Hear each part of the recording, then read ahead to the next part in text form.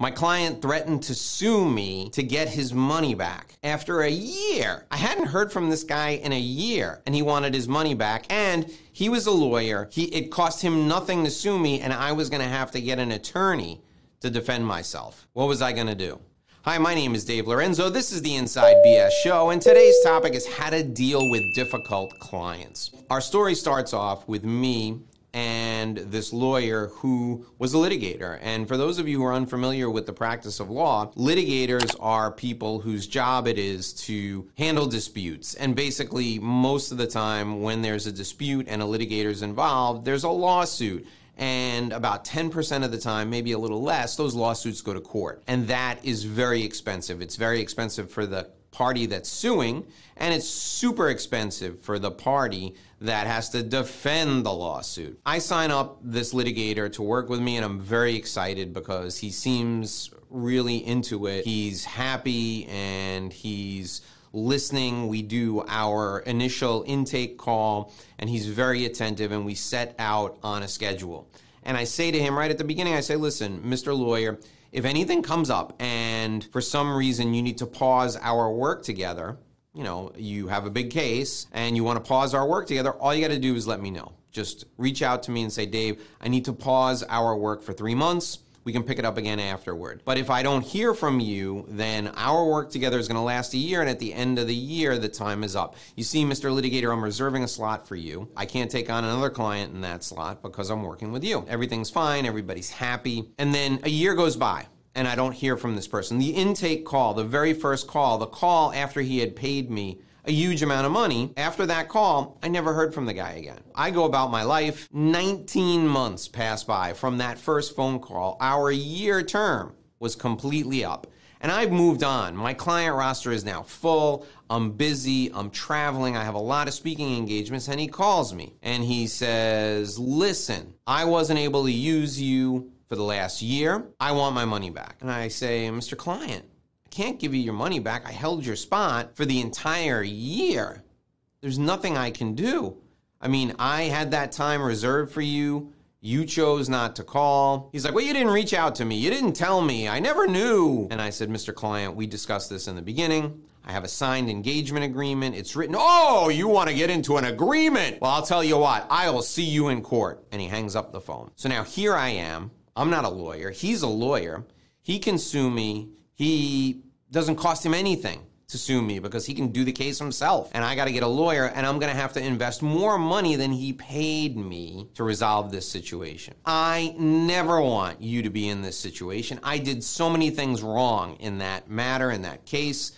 I'm going to share with you the 5 ways that you can handle difficult customers better than I did there. And then I'm going to give you a key that is going to make everything better if you happen to make a mistake. So stay with me to the end of our show today because I'm going to give you that. If you screw up, here's what you do. That's what I'm going to give you at the end of our time. In the meantime, let me get to the 5 things you should do when you're dealing with difficult clients. I learned these 5 things from that gentleman and from people who are also difficult that I've worked with over the years, but that's the only time anybody's ever threatened to sue me. First thing you need to do, set expectations up front. Now with this gentleman, with this particular lawyer, with this litigator, I did set some expectations, but I wasn't clear enough. I should have said to him, Mr. Lawyer, here's how this works. You have unlimited access to me, but you got to schedule your calls. So if you want to speak once a week, I need you to go to my calendar. Here's a link. Schedule those calls with me each week. It's up to you to schedule the calls. I should have said that. And then I should have said, Mr. Lawyer, I do not tolerate passive-aggressive behavior. If you don't call, it's on you. I can't reach out to you. I don't know what you're doing. I don't know what's going on in your practice. I'm here for you. Mr. Lawyer, I'm just like the personal trainer in the gym. I'm here, I'm ready, I'm waiting, but I can't bring the gym to your home to work with you. You have to come to the gym. That's what I should have said. I should have set clear expectations like that up front. You can do that with your clients.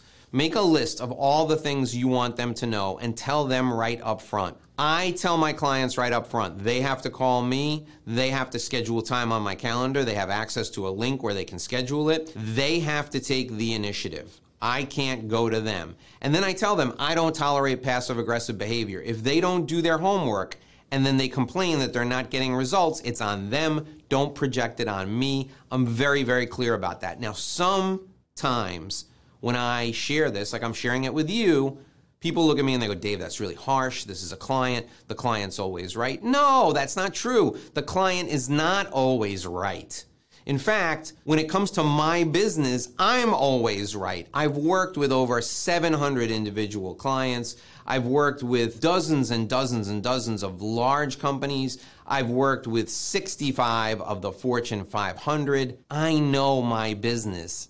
Let me share with you how you can get results in working with me. I set the expectations. You have to do the same thing with your clients. The second thing you should do is always focus on outcomes. People are much more willing to listen to you. They're much more willing to be compliant when you keep them focused on outcomes. Again, think about the personal trainer in the gym. Think about weight loss. Mr. Client, you want to lose 20 pounds, right? I know you hate doing push-ups, but if you do just 5 push-ups today and then 6 tomorrow and 7 the next day, you'll be on your way to losing 20 pounds. You can give me 5 push-ups, can't you? Sure, I can give you 5 push-ups. In my business, Mr. Client, here's what I'd like you to do. Make a list of 50 people who were either clients or referral sources who you've talked to in the last 10 years, but you haven't talked to in the last year. Make a list of 50 people who you need to get back in touch with. If you do that, we're gonna show you a way that you can use that list to increase your revenue. Make that list right now. They'll take 15 minutes and make the list. Then, Mr. Client, here's what I want you to do. Call just 3 people every day on that list. Call them, leave them a voicemail, get in touch with them, have a conversation with them. And the reason I want you to do that is I want you to rekindle the relationship before we ask them for anything. I want you to ask how they're doing. I want you to connect with them. I want you to do those things before we reach out and ask them for anything. You want to grow your business, right? If you want to grow your business, this is the next step in doing that. Again, bring them back to the outcome. Growing the business is the outcome. The more you focus on the outcome, the less difficult the client will be. Dave, I'm having a hard time getting in touch with you. All you have to do, Mr. Client, go to my calendar, schedule a meeting. Once you're on the calendar, I'll take the meeting with you. And when we have the meeting, I can give you some things to do and you can do them and you'll get the additional revenue you're looking for. Focus on the outcomes. Always end the conversation focused on the outcomes. The third thing, listen to the difficult client and reflect back what they're saying. Listen to them and reflect back what they're saying. So, Dave, I'm really frustrated because I've wanted to talk to you for a month, but you haven't called me and I keep forgetting to call you. Okay, Mr. Client, so you're saying that you're really excited about our work. You want to call me, but you just keep forgetting. I'm not reaching out to you and that frustrates you. That's what you're saying. Yes, Dave, exactly. You understand what I'm saying. Okay, Mr. Client, here's how we're going to handle that. Listening to the client and reflecting back what they're saying immediately diffuses the anger because they feel like they've been heard. Whenever the client wants to vent, let them vent and then say back to them whatever they just said. If it's something very long, just repeat the last sentence or two. I understand, Mr. Client, you're frustrated because you haven't gotten in touch with me. You want to get in touch with me because you want to grow your revenue. Again, reflecting back and focusing on the outcome. Don't be defensive. Don't say to them, well, it was your fault, you should have called. There's a time for that, and you're going to say it gently, but reflect back. Let them see that you understood what they said. It'll diffuse the anger. The fourth thing you should do in dealing with a difficult client, especially if you know up front the client's going to be tough, the client's going to give you a hard time, communicate frequently. I told you in my business, it's on the client to call me. But what I try to do when I have a client who's difficult, and I can sense it up front now. I've been doing this a long time and I can sense it up front. What I do now, in the first week in our intake call, I tell them the expectations. We focus on the outcome. They have to call me. Then I send them a follow-up email.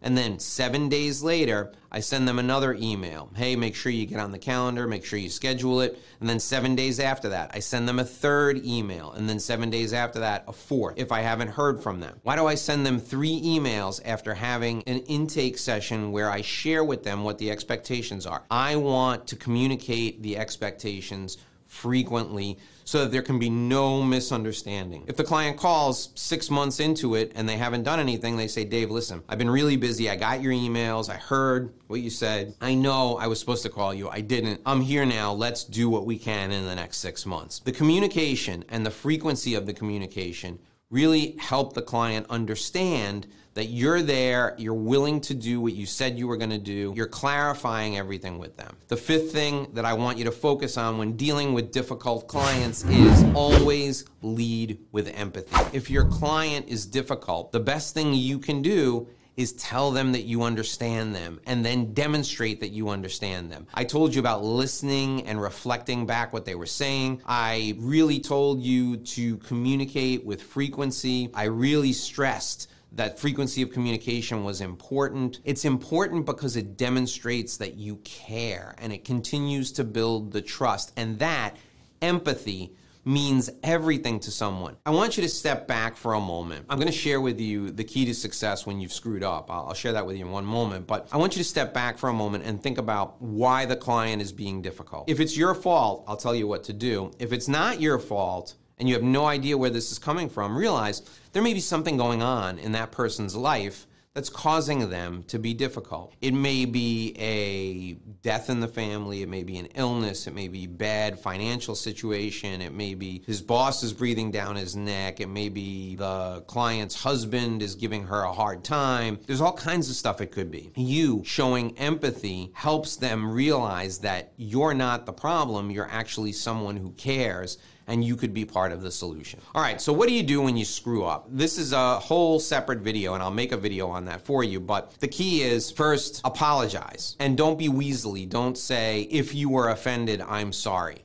No. Say, I'm sorry this happened, and I'm sorry that I was responsible. Apologize, take responsibility, offer to make it right. There's a whole bunch of issues with legal liability and that sort of thing. If you're in a business where your legal liability is very low, like in my case, my liability is very low. In any event, it's limited to what the client would have paid me, if that even. So I'm gonna admit when I'm wrong, I'm gonna apologize, and I'm gonna do everything I can to make it right. Whether that means providing additional service, extending the time that we're gonna work together, whatever I have to do to make the client happy. That's the key. Now, if you don't have money and the client's paid you money, you can give them satisfaction in other ways. Like I said, I extend the time if I have to, if the person disappeared. I don't do it for everybody, but if somebody had a death in the family and they were gone for 6 months and they call me and they say, Dave, I didn't call you in advance because I didn't know so-and-so was going to pass away, but they passed away and I've been out of it for 6 months. No problem. We'll extend our time for 6 months. However you can, make it right, apologize, and do whatever you can to let the person know that you value them and you want to continue to work with them.